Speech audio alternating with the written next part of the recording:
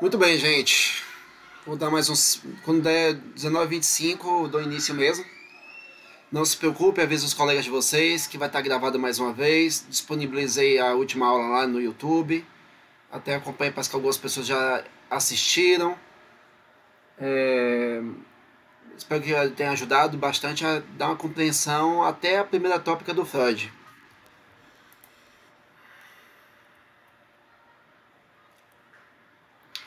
Hoje podemos dar já um passo, né? Hoje eu vou trabalhar a segunda tópica do Freud de uma maneira bem resumida, sobre o conceito do aparelho psíquico no Freud na segunda tópica, a situação dos mecanismos de defesa vindas do ego.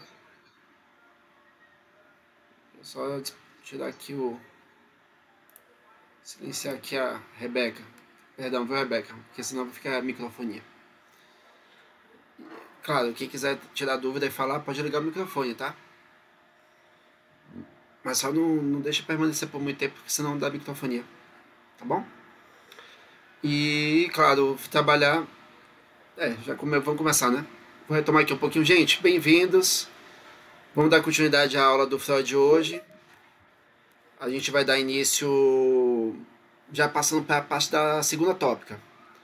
Como falei na primeira aula, Freud, nos seus anos de vida e anos de pesquisa e amadurecimento com a teoria dele, com a escola da psicanálise e o estudo do inconsciente, ele vai ter dois períodos que são chamados de tópicas. A primeira tópica, que nem eu coloquei na última aula, era o conceito do princípio de prazer. Todos nós queremos obter prazer, todos nós buscamos obter uma satisfação prazerosa, mas a dura realidade nos faz nos frustrarmos. A gente termina o que? Sempre que fazendo escolhas, né? E dessas escolhas levam a frustração, levam a privação. E para Freud, naquele período da primeira tópica,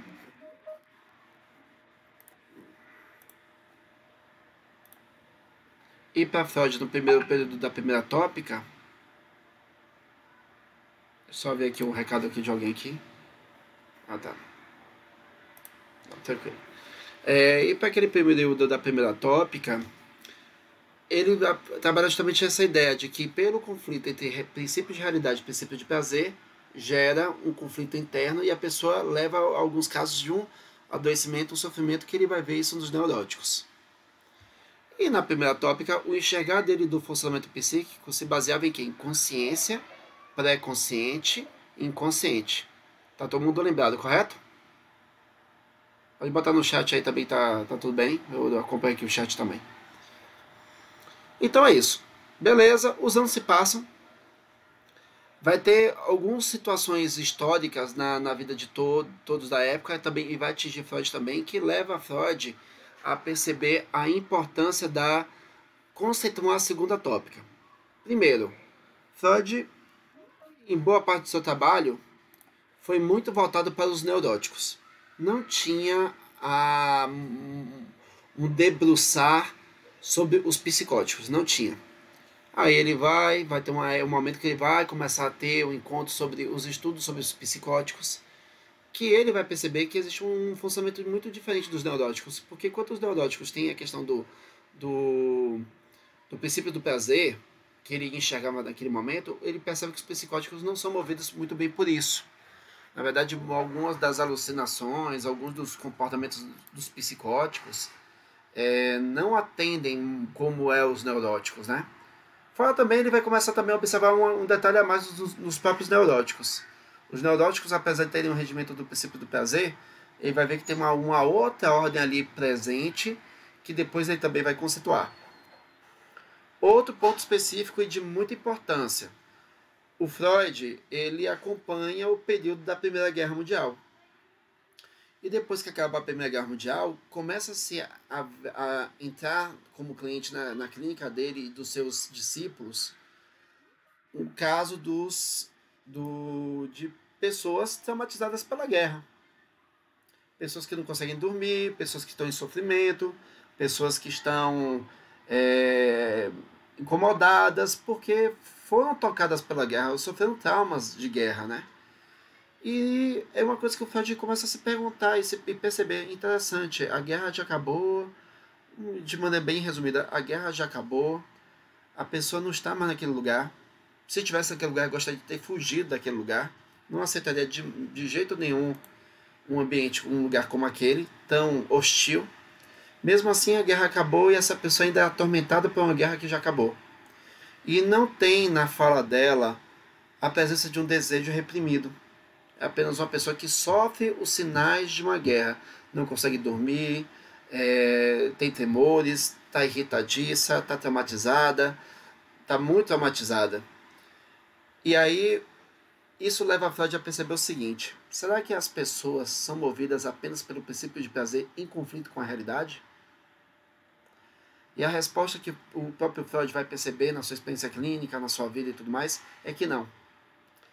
Existe, na verdade, algo que vai além do princípio do prazer.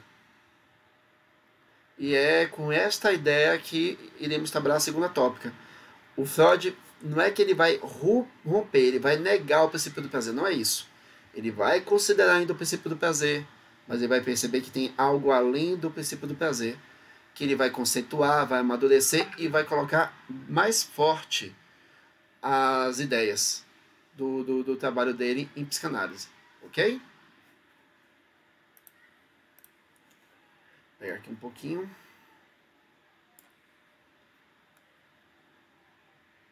Muito bem, quando vamos falar sobre o princípio do prazer, melhor, e além do princípio do prazer, o Freud vai perceber uma coisa que está muito presente no comportamento das pessoas que estão em estado de sofrimento. Ele vai perceber o seguinte, que existe uma compulsão à repetição. Aí vem a pergunta, por que esse termo compulsão à repetição? Primeiro, vamos pegar a repetição. Repetição, como o próprio nome já diz, é tudo aquilo que retorna, que volta, faz de novo, é igual sempre, né? Um exemplo, toda quarta-feira nesse semestre estamos aqui nos encontrando, seja aqui nesse horário agora online, seja lá na faculdade. É uma repetição. É uma repetição. O detalhe que o Freud está querendo mostrar para a gente é que existe uma compulsão a repetir. O que é uma compulsão? Um comando, uma imposição. Uma imposição que vem de dentro da própria pessoa. Uma coisa muito pulsional. Que se a pessoa não tem força psíquica para poder controlar, para poder negar, ela é compelida, ela é obrigatoriamente provocada a atender aquela tensão. E volta e meia ela repete um quadro que no final das contas só gera nela sofrimento. É sofrimento porque não atende e leva a atender essa compulsão. E ao repetir esta compulsão, gera um sofrimento. E aí o Freud começa a perceber o seguinte, não é princípio do prazer isso aí. Como algo que provoca um ato, já só de não ser atendido é desprazeroso. Ao ser atendido é desprazeroso. E ainda por cima, com o tempo que passa, a pessoa vai lá e atende novamente, não cessa. Por isso que tem a ideia de que o inconsciente ele é atemporal e dinâmico. Um exemplo para vocês entenderem melhor. Vou dar dois exemplos. Um exemplo de um caso clínico e um exemplo do que mais acontece no nosso dia a dia. Temos as drogas. Hoje a drogadição tornou-se uma questão de observação de saúde pública e é muito presente não só no Brasil, mas também no mundo inteiro. E o que acontece muito é o quê? Quantas vezes a gente se depara com a pessoa que está... A gente tem aquele termo do adicto, a pessoa que é adicta, a pessoa que é viciada, a pessoa que é usuária. E esses três nomes demonstram o seguinte, indiretamente, o quanto a pessoa está com certo nível de controle psíquico para poder manter ou não o uso da droga. Tanto é que hoje, uma pessoa usuária, para muitos, diz o seguinte, é aquela pessoa que faz um uso não frequente, ela tem um controle, é mais usual o uso dela. A pessoa que é adicta, não. Tanto é que o termo adicto envolve a ideia de escravatura, né? A pessoa está escravizada com aquela droga. Então, se vocês perceberem bem, quando vocês escutam uma pessoa que sofre de uma situação de vício químico, né? De dependência química, tem algo nelas que dá a famosa fissura, a agonia, algo que provoca ela a ter que buscar aquela substância novamente, que ela tem consciência que gera sofrimento. Além de não ser produtiva, tem problemas familiares, tem problemas financeiros, tem problemas de marginalização, é uma coisa assim muito forte na vida delas. E mesmo assim, se ela não atender, ela sofre. E quando ela atende, mesmo que satisfaça no sentido de parar aquela agonia, em muitos casos ela sofre porque usou. E aí tem uma geração de culpa, de mal-estar e tudo mais. Esse é um exemplo de dependência química. Vou dar um exemplo agora de psicodinâmica, né? Teve uma vez que eu conheci uma pessoa, um rapaz, que sofria muito porque estava tendo um segundo relacionamento que não estava dando certo. Pela segunda vez, a companheira atual iria terminar com ele porque não se interessa mais por ele, não gosta mais dele. E, claro, antes de ter o término, ela chegou a cometer adultério contra ele, né? E ele ficou muito triste, até estava disposto ainda a aceitar ainda esse relacionamento. E mesmo assim não deu jeito, não teve jeito. A pessoa preferiu não ficar mais com ele e a verdade por outro caminho, né? Quando a gente chega aí na escuta, é interessante a dinâmica de vida dele. É uma vida que, para muitos que estariam no dia a dia batendo papo na roda de amigos, dizem assim, nossa, mas que vida mais restrita. A vida dele é só trabalho, trabalho, trabalho, trabalho, trabalho. E essa ideia de família, que na verdade é só colocar comida em casa e tudo mais. Não tem um desejo de poder aumentar um leque maior na vida dele. E essa pessoa com que ele se envolveu queria aumentar o leque e ele não era participativo. Na verdade, ele negava, achou que não precisava aumentar esse leque junto com mais. Já estava bem de vida. E a pessoa não. Queria aumentar o leque. E aí, claro, enveredou para esse caminho e houve o divórcio. O que chamou muita atenção na escuta foi que esse não era o primeiro relacionamento como eu tinha avisado antes. Era o segundo. O primeiro, dinamicamente falando, foi semelhante ao segundo. As mesmas queixas da antiga companheira, as mesmas discussões, as mesmas provocações, e no final a companheira se envolve com uma outra pessoa e vai e decide divorciar-se. Veio a segunda e decide divorciar-se. O tempo passa e eu fico sabendo da dinâmica, né? De que ele se relaciona pela terceira vez, tem a mesma dinâmica e no final essa terceira companheira também faz a mesma coisa e vai sair para viver a vida dela. De maneira muito dinâmica, sem ter a questão da pulsão tão clarificada aqui nesse exemplo que eu estou colocando, percebam que também existe uma compulsão à repetição, dinamicamente falando. 3 relacionamentos. E na narrativa dele tem 3 destinos semelhantes. E aí vem-se a pergunta, né? Qual é o perfil de escolha que ele tem de uma companheira? Que sempre termina assim. Professor, mas aí saiu também os pacientes dele que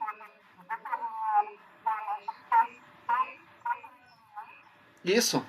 É tão automático que chegou ao ponto de compulsivamente, sem ele perceber, repetir o mesmo quadro durante anos. E não aprender com o próprio erro, ou tentar ressignificar o inconsciente dele para não atender a isso. Entendeu? Então, quando a gente chega aí, temos... Então, qual é a definição assim mais próxima em palavras que eu posso dizer sobre compulsão e repetição? É um ato repetitivo que a pessoa é impelida a agir, mesmo que cause desagrado. Freud percebia que esse ato compulsivo e repetitivo não havia uma causa consciente na própria pessoa que agia. E aí, se vocês quiserem conhecer mais, tem um texto ali do Princípios do Prazer que ele comenta mais sobre compulsão e repetição.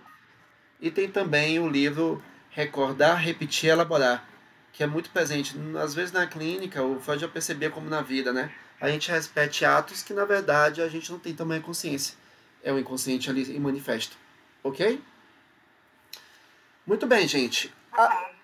Além dessa percepção da compulsão à repetição, Freud vai perceber o seguinte: olha, se o inconsciente não busca causar prazer no ego, não tem essa colaboração com o ego, até que quer a qualquer custo se satisfazer, mesmo que o ego sofra, o Freud começa a se perguntar numa coisa assim de é, poxa, o que que deve estar movendo aí esse inconsciente? Que pulsão é essa? Aí na segunda tópica, Freud vai perceber uma coisa muito importante. Existem, na verdade, duas pulsões que regem toda a dinâmica. Pulsão de vida, que envolve o princípio do prazer, e uma outra pulsão que ele movimenta ele perceber junto com a compulsão à repetição, neurose e tudo mais. Ele vai dar o nome de pulsão de morte. São duas pulsões que têm uma dinâmica que o Freud enxerga como diferentes, mas elas não trabalham isoladamente às vezes elas trabalham juntas. Mas vamos lá. Pulsão de vida é toda a pulsão atribuída à vida.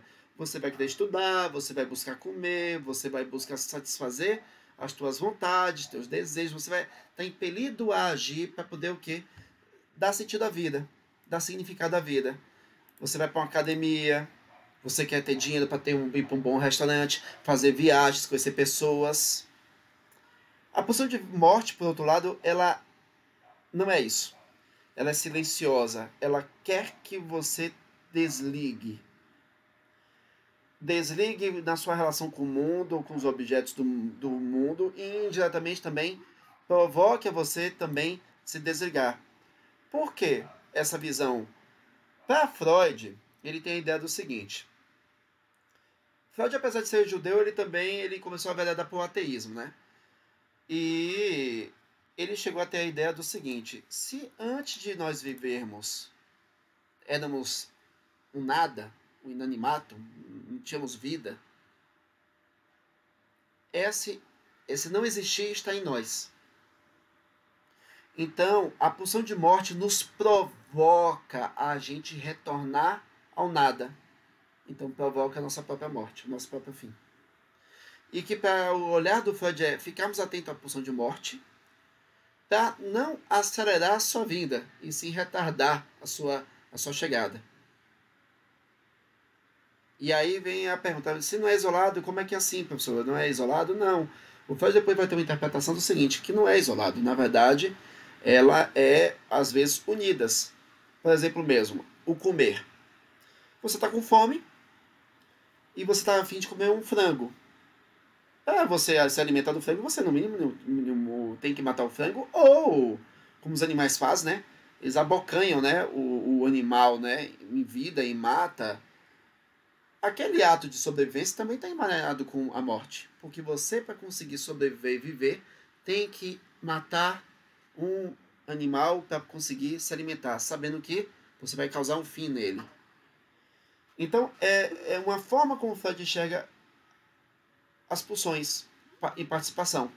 Qual vai prevalecer? Às vezes é a morte, às vezes é a vida. E, claro, na decorrer de uma interpretação analítica, você provoca isso na pessoa que você atende. Claro que o foco aqui não é clínica, mas é isso que o Freud percebia. A gente, por exemplo, um ato de mais de vida, né? Eu vou lá e mato frango, asso frango e como frango. Um ato mais de morte, eu fumo cigarro. É prazeroso, é gostoso, me dá prazer, me dá sentido. Mas eu sou regido pela pulsão de morte, porque não só ela me provoca a eu ter doenças, como até mesmo eu tenho uma consciência e sei das possíveis consequências. Você segue uma pulsão de morte, mesmo que dê um prazer quando você está atendendo a fase oral. Tranquilo, pessoal?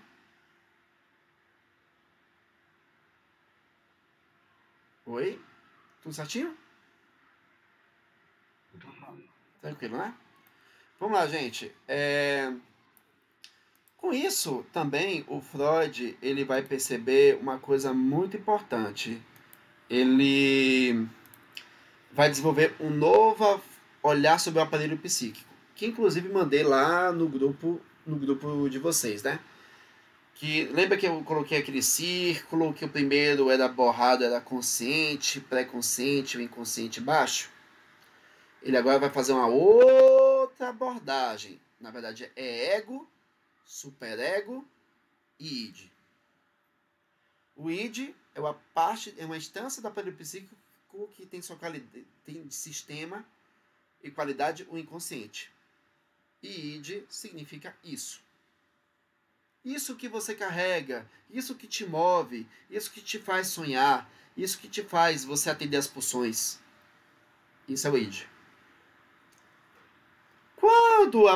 Da mesma maneira que teve na primeira tópica, da mesma maneira vai ter o quê? O recalcar, vai lá pro id, esse recalcado, não sabe se porquê, mas acontece, forma uma energia que quer voltar e bate na barreira que era o pré-consciente, só que dessa vez o Freud diz o seguinte, é o superego. Depois explico mais sobre o superego, tá?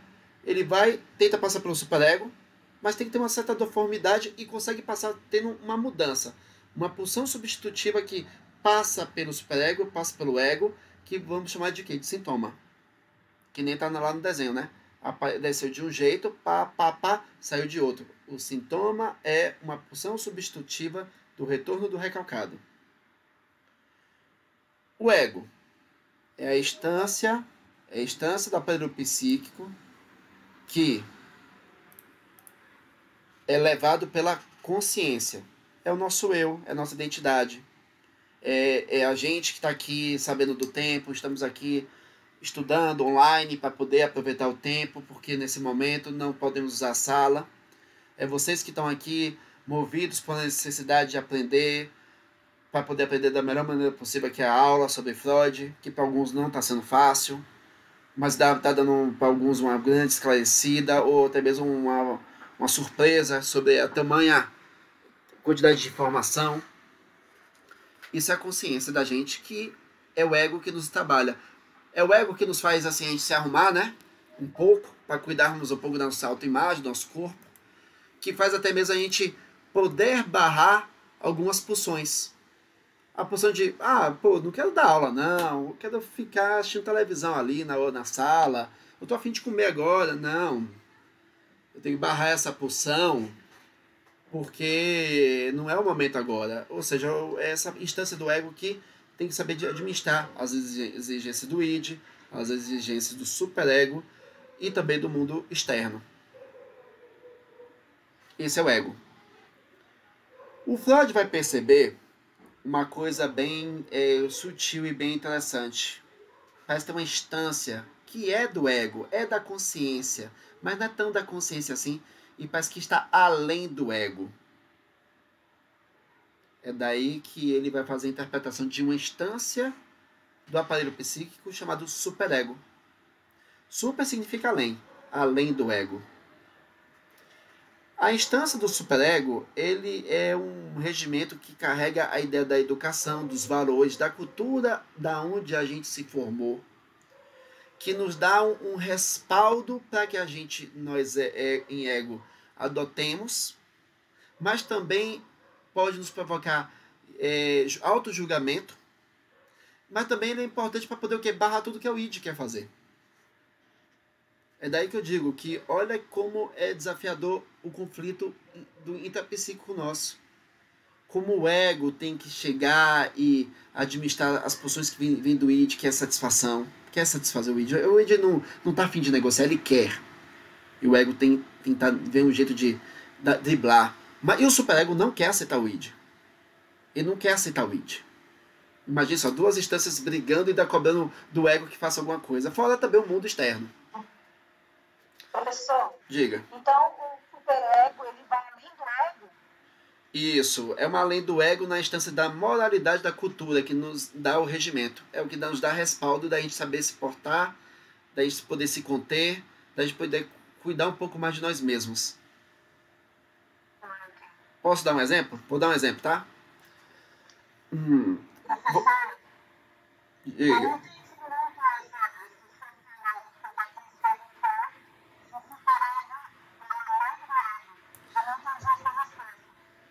É porque o termo da palavra super, a palavra super, se puder desligar o microfone, só para dar a microfonia, por favor. Obrigado. É porque a palavra super significa além, entendeu? É uma coisa que vai além do ego, entendeu? Ele é tipo um regimento, tipo um juizinho que fica ao nosso lado, o nosso promotor. Nosso anjinho da guarda, como coloca nos desenhos. Que nos dá esse suporte para saber assim, como é que devemos nos comportar em sociedade. Vou dar um exemplo, tá? Vamos dizer, hipoteticamente falando, que um homem tá indo anda pela rua, a rua tá deserta. Ele vê uma mulher muito bonita, ele ficou muito atraído. A vontade é de quê? Chegar lá e dar um beijão, um agarrão. Quem quer fazer isso? É o id. O id quer agarrar, provoca a fantasia naquele homem. Só que o homem se contém. Por que o homem se contém? Porque não é bacana tal, e claro, tem a questão moral. A mulher me deu ousadia, a mulher me deu chance, eu conheço essa mulher, o melhor é que eu tenho que chegar lá e conversar e tudo mais. Mas o id tá lá, vamos lá, o que é que tem? Não tem ninguém aqui na rua. Vamos dizer assim que o id fazia isso. Não tem ninguém aqui na rua, provoca isso, o ego, né? Oi? Seria tipo capetinha. Seria tipo capetinha, isso mesmo. Nos desenhos animados são bem assim. O Pato Donald tem o capeta, que a gente podia atribuir que é o id, e tá lá o super-ego, que seria o anjo. Que cobra, né? Que não faça o que esse capeta quer fazer. E tá lá o Pato Donald assim de... E das vezes que o Pato Donald já atende o capeta, ele cabe a cara. E o superego vai lá e chama a atenção do Pato Donald. Porque ele atendeu ao capeta. E depois vai tirar satisfação com o capeta, dando porrada nele. Então, quando eu dou esse exemplo do cara que vai lá e ele vai lá e pensa, não, eu vou passar então. Aí vem aquela consciência moral dele que ele diz assim, não, mas isso é errado. A mulher pode não gostar. Outra, você pode ser preso. Você quer ser preso? Ele... Qual é a melhor maneira de chegar até ela? Conversando, batendo papo e tudo mais. Mas se ela não der bola, fazer o quê? Lida com a tua frustração, meu amigo. Você não conseguiu dessa vez. Então o superego é muito isso. Vou dar outro exemplo de superego que vai ser mais fácil ocultar vocês. Vocês que são filhos, filhas e mães e pais. E tios e tias. Ou vovós e vovôs. É mais forte você perceber esse superego nas crianças. A criança, a mãe fala bem assim, não é para conversar com estranhos. Quem você não conhece não é para conversar com estranhos. Aí a criança está andando na rua e vem um adulto e fala assim, oi, bom dia, tudo bem, pequenininho, pequenininha? Aí você sabe que a pessoa não vai fazer mal, mas se a mamãe souber, se o papai souber, aí a criança, com medo de levar uma bronca do papai e da mamãe, atende a exigência do papai e da mamãe, passa reto e fala com a pessoa, mesmo que o pai e a mãe não estejam lá. Isso é um exemplo mais clarificado da personificação de um superego dentro da criança. Coisa que nós adultos já não fazemos mais tanto assim. É menos, mas não é tanto assim. Tá mais claro a ideia do superego?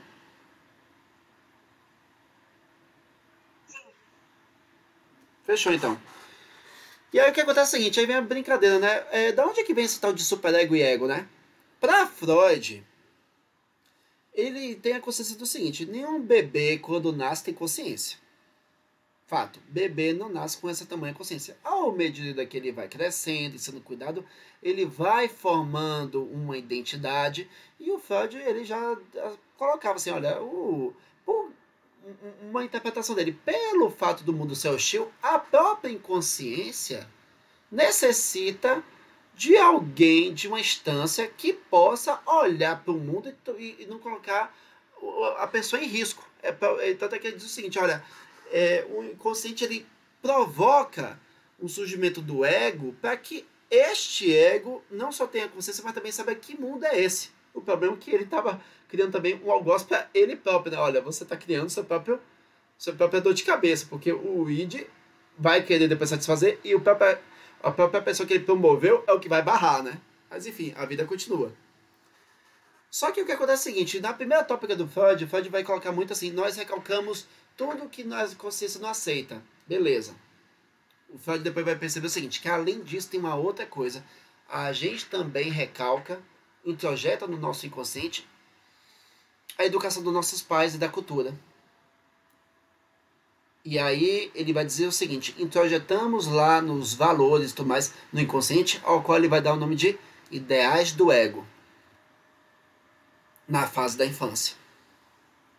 Depois que passa do período da fase fálica, que eu vou explicar daqui a pouco na aula sobre as fases psicossexuais, ele percebe o seguinte, daquela fase fálica, aquilo que era foi introjetado e adormecido no inconsciente, que é o ideal do ego, de maneira que não se explica muito bem, ele vai ir para a parte da consciência, onde está o ego, e forma essa camada chamada superego.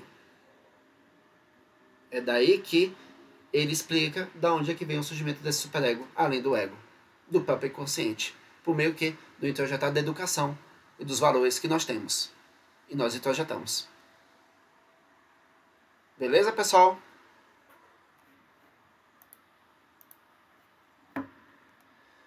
E aí, gente, claro, para quem está começando agora, vamos respeitar essa ideia do desenho Pato Donald, né? Que o superego é um anjinho e o id é um capeta. Realmente é uma analogia mais próxima para quem está começando.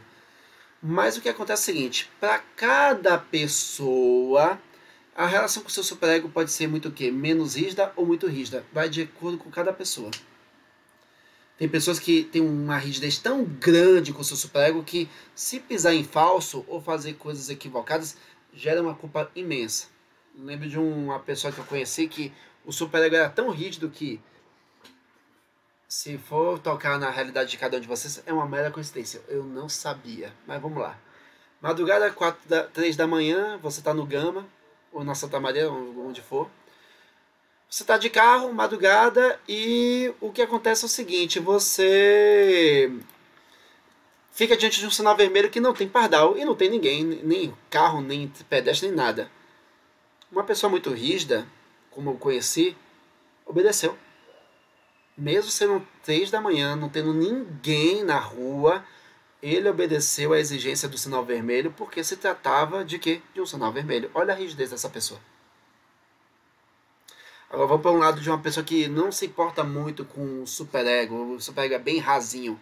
Um caso daquele colega, daquela colega que não fez o trabalho, não estava nem envolvida muito com o trabalho da faculdade e tal. Aí você avisa para ela de, olha, o trabalho é daqui 2 dias. É? É mesmo? É mesmo. Ah, já foi, vou fazer outra coisa. Não se preocupa, não tem medo, não tem receio nenhum. Tá nem aí, vai seguir a vida. Olha a relação com o superego que é muito mais rasinha. Então, para cada caso, cada um tem seu aparelho psíquico, cada um tem sua maneira de funcionar. Oi?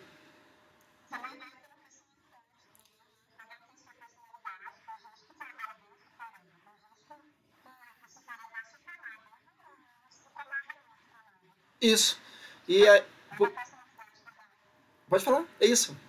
E é isso que o Freud está querendo dizer, porque se você pegar os textos do Freud, do Jung, não tem clarificado a palavra personalidade. Eles provocam o seguinte, pelo entendimento teórico deles, que cada um vai ter seu funcionamento psíquico de acordo com a leitura do aparelho psíquico que eles interpretaram desta maneira. Ok? Fechou? Vou passar agora para a próxima tópica, né? Já deu para entender, né? Gente, outro ponto que está no Chutes, mas provoca discussão, um tema. Ele coloca o seguinte, que sobre o tema da ansiedade, que foi muito trabalhado de Freud. Realmente, Freud trabalhou muito o tema que deixa a pessoa incomodada, agoniada e tudo mais.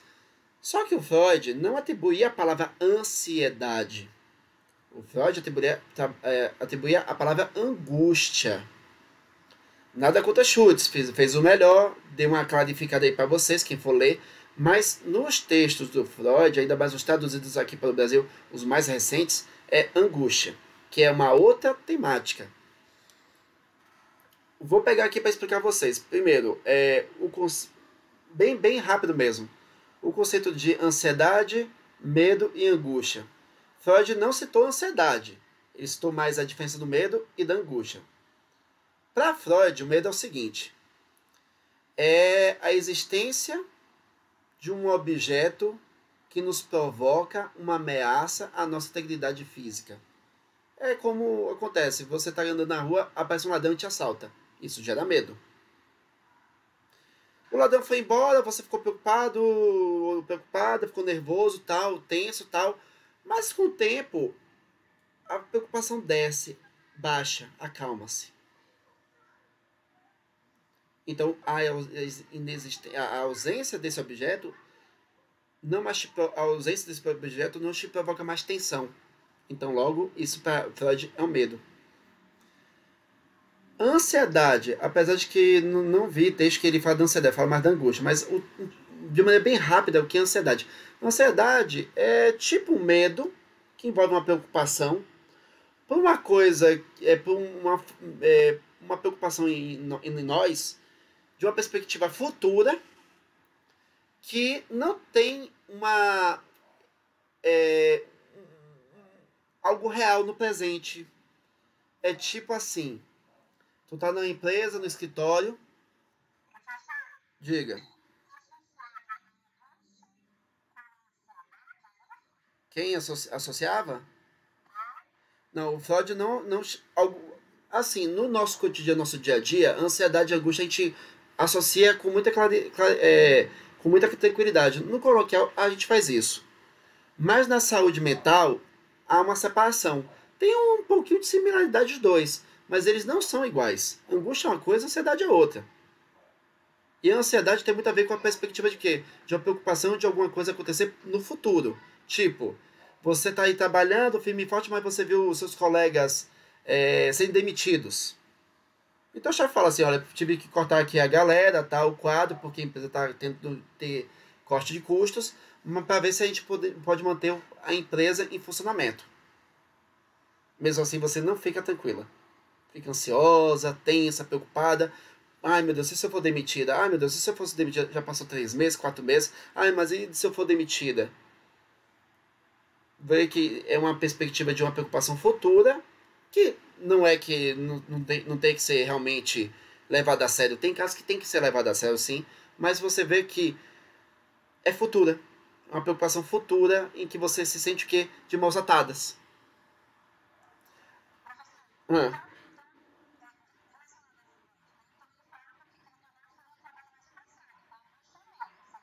isso mesmo.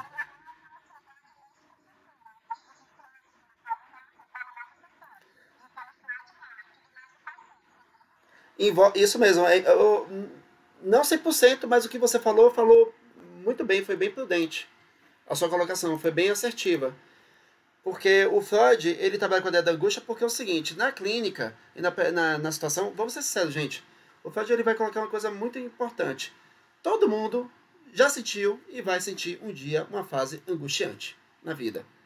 Só que o que acontece é o seguinte, o Freud ele vai ver situações do cotidiano, ainda mais na clínica dele. Quando ele aperta o paciente na hora de atender, e aí, no meio do atendimento, a pessoa tenta aquelas defesas, não quer falar muito sobre aquele assunto, ele aperta de um jeito, aperta do outro, e a pessoa chega e fica meio que temerosa com aquilo que ela quer falar, mas ela não fala. De uma verdade, de um desejo reprimido, ou de alguma situação envolvendo o passado. Por exemplo mesmo, eu tive um caso de um paciente que ele estava muito angustiado, que queria falar de uma coisa que aconteceu no passado dele, e, nossa, foram quase 20 minutos para ele tentar se abrir e falar. Interessante que ele fica naquela tensão, naquela agonia, um nó na garganta, ele fica assim, até uma fala pausada, incômoda, que incomoda, e fala. E aí quando ele termina de falar, ele chora, bota pra fora, chora, e depois assim, nossa, que alívio ter saído isso do peito. Envolve angústia. Tem uma mesclinha próxima da ansiedade, mas não chega a ser ansiedade. Ok? Tranquilo para todos? Deu pra entender? Ótimo. Beleza. Senhor Marcos, se puder fechar o microfone para Obrigado. E aí o que acontece, né, gente? Quem tiver a oportunidade de ler depois dos chutes, ou já leu os chutes, tem essa questão da experiência clínica. E o Freud ele percebe o seguinte, né? Tem pessoas que sabem lidar com angústia, mas tem pessoas que não sabem lidar com angústia muito bem. E quando a pessoa está tão subjugada para uma situação tão angustiante, é quando ele define a ideia de trauma. E aí, essa ideia de trauma faz com que a pessoa crie defesas para poder não encarar aquele trauma. Um exemplo, né? Eu lembro do episódio em que a pessoa foi assaltada, tal, e uma forma de defesa, né? Ela não queria ver os ladrões. Meu Deus, eu não posso ver aqueles ladrões, pelo amor de Deus, não posso ver aqueles ladrões. Isso é uma defesa. O fechar os olhos não vai fazer o ladrão ir embora. Mas foi um jeito dela poder o quê? Tentar aliviar um pouco mais a tensão que ela estava sentindo. Ou seja, tem pessoas que lidam melhor com angústia, tem pessoas que não lidam muito bem com angústias. E nós temos aí uma magnitude de pessoas no nosso dia a dia. Não é que a pessoa é preparada para não sentir. Não.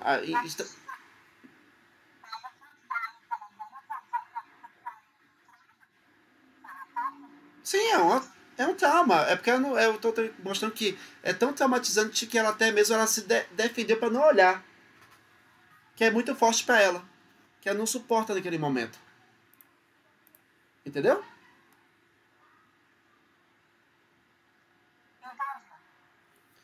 Beleza. Só que aí, claro, ele levanta uma tese, né? De onde é que vem essa angústia e tudo mais? De onde é que vem isso? Aqui é uma angústia nova, tal. E aí, de maneira bem resumida, ele vai acompanhar muito os seus discípulos, né? E um deles vai levantar o seguinte: olha, a angústia é uma sensação de um desamparo, só que ele não é tão novo assim. Muitas das vezes ele é muito familiar.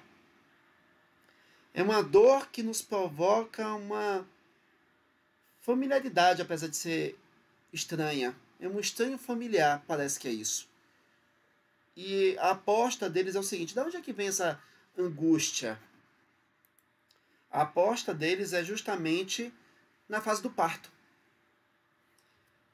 Qual é a interpretação deles? De que quando nós estamos dentro da barriga das nossas mães, aquele lugar quentinho, gostoso, protegido, nada nos afeta. Até que do nada, não sabe se os motivos, né, mas biologicamente falando, somos o que? Expulsos daquele lugar confortável, que nos dá uma ideia de desamparo, de vulnerabilidade, não sabemos o que vai acontecer. E nos gera uma angústia, um medo, tudo, que a gente não sabe definir em palavras o que vai acontecer. Então, eles fazem essa associação de que essa sensação de angústia que nos acomete na nossa vida tem a ver com essa trauma, entre aspas, do parto que a gente passou. E que a gente sempre vai vivenciar alguns momentos da nossa vida esse momento de desamparo. Me envolve um momento de desamparo. Quem te garante que realmente teu marido ou tua esposa te amam realmente? Alguém pode ficar com dúvida, preocupado. Ou, será que meu filho vai tomar conta de mim quando for velho? Depois de tudo que eu me dediquei a ele? Será que o emprego que eu tanto lutei vai garantir o meu sustento daqui a uns anos? E minha aposentadoria? E o amor? São coisas como essa que provocam, né? São coisas como essa que provocam. Que muitas vezes vem do id. E o ego tem que saber driblar. Tem que saber lidar. Alguma dúvida, pessoal?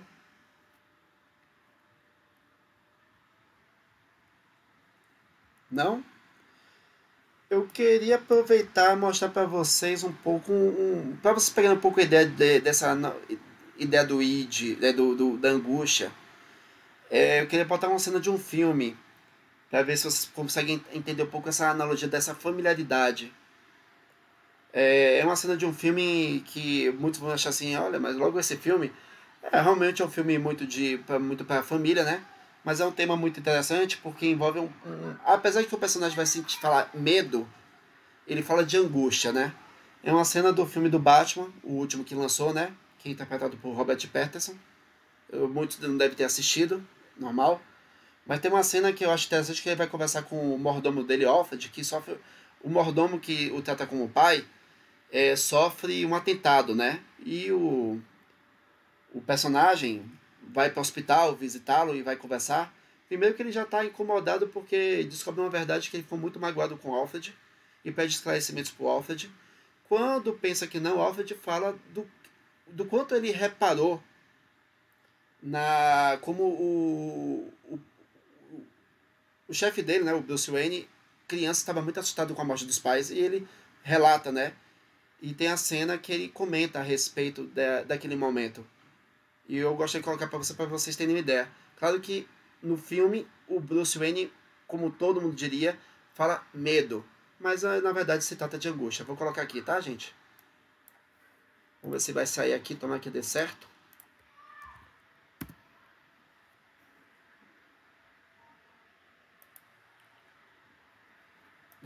Calma aí, rapidinho, deixa eu até compartilhar, né? Não posso deixar de compartilhar com vocês a cena, né? Cadê? Compartilhar. Compartilhar conteúdo. Incluir som. Sim, isso. Tá aparecendo, pessoal?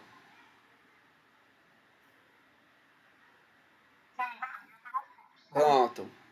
Vou colocar aqui a cena, tá? Eu vou mais resumida. Vou botar aqui mais resumida. É a cena que já estão aqui aqui é o Alfred, tá deitado e tá diante dele é o Bruce Wayne, tá?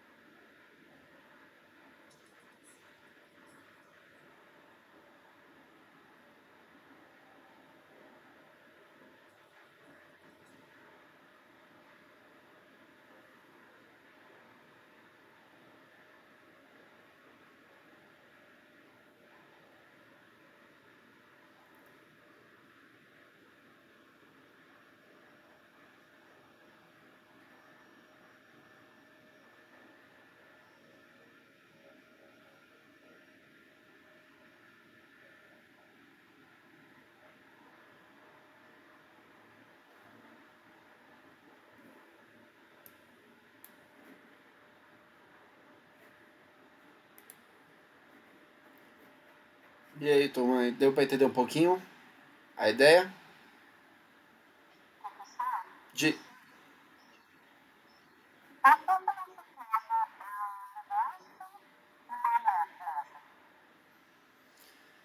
Porque perceba que ele está falando de uma coisa que ele fala assim, o que eu quero tematizar a ideia do. Que ele fala bem assim, eu achei que tivesse superado aquele medo, mas não superei, voltou de novo, aquele medo. O medo da onde? Familiar da infância dele, que é quando ele perdeu os pais.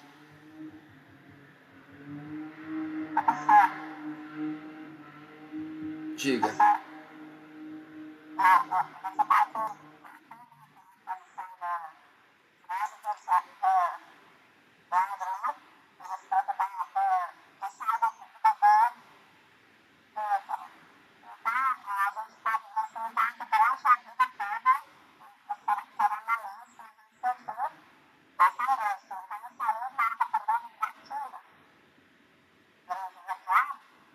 Sim, porque vamos ser sinceros, alguém tem consciência plena de que é o Todo-Poderoso, a gente não, lá no fundo a gente sabe que a gente não é tudo isso. Tem momentos que a gente é tocado pelas nossas angústias, pelas nossas faltas, pela nossa sensação de desamparo, de sermos em algum momento frágeis. Temos dúvidas e às vezes as nossas dúvidas sobre nós mesmos, sobre a situação, nos provoca em alguns momentos angústia, desamparo. Somos tocados por isso, ou não?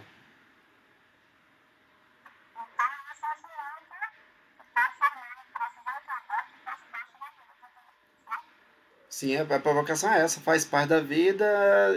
Seria bom todo mundo entender, mas tem casos que a pessoa não entende, tá? É para mostrar o seguinte, que a angústia também faz parte desse funcionamento psíquico, na visão, na perspectiva do Freud. Gente, ó, dentro de 4 minutos vai fechar aqui o Teams. Eu vou mandar novamente lá nos grupos de vocês pra gente poder retomar, tá? Porque é assim que é a regra, não dá pra eu estender muito, que aqui é o serviço gratuito. Vou fechar e vou mandar de novo, a gente entra de novo, tá bom? Fechou?